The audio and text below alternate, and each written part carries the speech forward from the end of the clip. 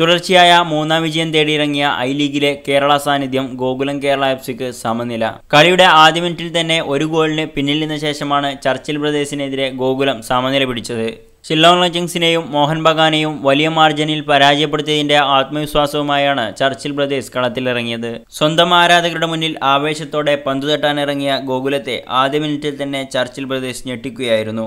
മത്സരം തുടങ്ങി 5 minute തികയുമ്പോഴേക്കും Willys പ്ലാസയിലൂടെ ചർച്ചിൽ brothers മുന്നിലെത്തി. ഗോൾ വീണതോടെ കളി പൂർണ്ണമായും കേരളത്തിന്റെ നിയന്ത്രണത്തിലേക്ക് മാറി. മധ്യനിരയിൽ അർജുൻ ജയരാജും റാഷിദുമെല്ലാം അധ്വാനിച്ചു കളിച്ചതോടെ കളി ആവേശമായി. ഗാനയിൽ നിന്നുള്ള ഗോകുലത്തിന്റെ പുതിയ താരമായ ക്രിസ്ത്യൻ സാബ ഇടതുവിങ്ങിൽ ചർച്ചിൽ പ്രതിരോധത്തിന് നിരന്തരം വെല്ലുവിളി ഉയർത്തിക്കൊണ്ടിരുന്നു.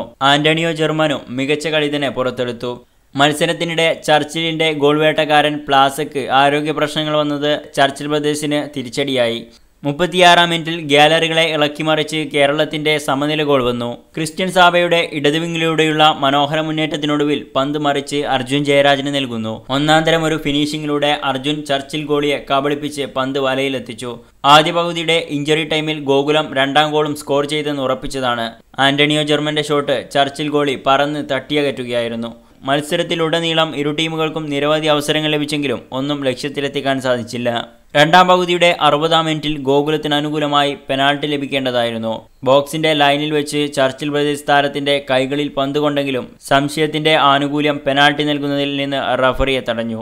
62-ാം മിനിറ്റിൽ നല്ലൊരു നീക്കം അഭിഷേക് മെനഞ്ഞെടുത്തെങ്കിലും ഒറ്റയാൾ മുന്നേറ്റത്തിനൊടുവിൽ ആന്റണിയോ ജർമ്മൻ പന്ത് വെളിയിലേക്ക് അടിച്ചു കളഞ്ഞു. മികച്ച രീതിയിൽ ഗോകുലം മുന്നേറുമ്പോഴും അപകടകരമായ കോൺട്രാ അറ്റാക്കിലൂടെ ചർച്ചിൽ ബ്രദേഴ്സ് തിരിച്ചടിച്ചു. ഗോൾ കീപ്പർ ഷിബിൻ രാജിന്റെ രക്ഷപ്പെടുത്തലുകളാണ് പലപ്പോഴും ഗോകുലത്തിന് തുണയായത്. 75-ാം മിനിറ്റിൽ രാജേഷിനെ പിൻവലിച്ച് ഗനിനികത്തെ കളത്തിലിറക്കി.